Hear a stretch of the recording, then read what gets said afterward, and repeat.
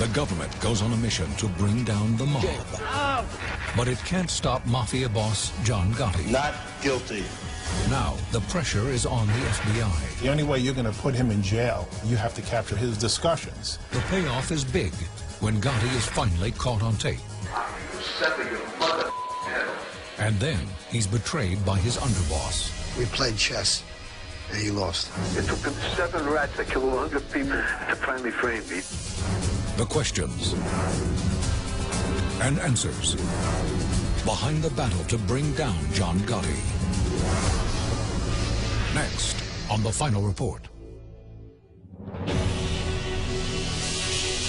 Monday, December 16th, 1985, 5:26 p.m., New York City.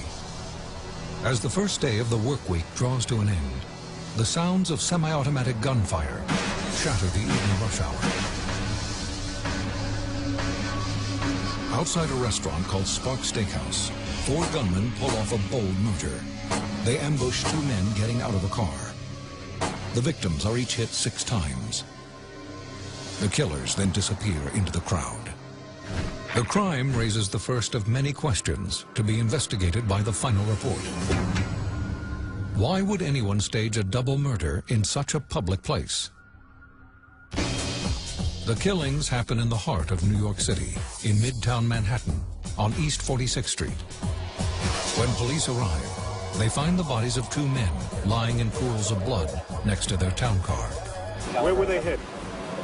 They were hit in the head and in the body. New York City Police Detective Jimmy Turnbull says at first the identities of the victims weren't clear. We had a report of several gentlemen running away from the crime scene wearing Russian hats. People believe that we possibly may have had 2 diplomats from the United Nations shot. Detectives quickly discover that the dead men aren't diplomats, but a pair of high-level mobsters. Paul Castellano, or Big Paul, is the top boss of New York's largest mafia organization, the Gambino crime family. It's named for the late Carlo Gambino, one of the city's most legendary godfathers. The other victim is Thomas Bellotti, the Gambino underboss, or second in command. The boss and underboss sit atop a hierarchy of captains, soldiers, and associates. All of them give part of their illegally earned money to the group's top officials.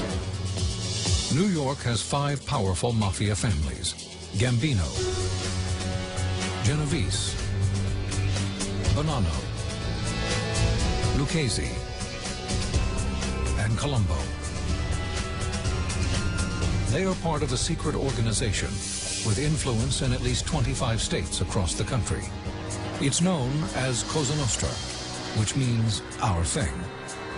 The mob uses bribes and violence to control politicians and the big 4 labor unions, the Teamsters, longshoremen, laborers, and hotel and restaurant employees. Cosa Nostra wields its power to secure favorable contracts and kickbacks in many major industries. In New York, the effects of this corruption are felt throughout the city. How does the mafia affect life in America's largest city? In the 1980s, the mob's power and murderous behavior compelled the FBI to make fighting organized crime its top priority. But agents like George Gabriel are having trouble gaining the upper hand.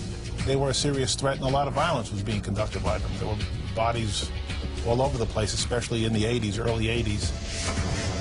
December 18, 1985, 2 days after the murders of Castellano and Bellotti. Newspapers suggest the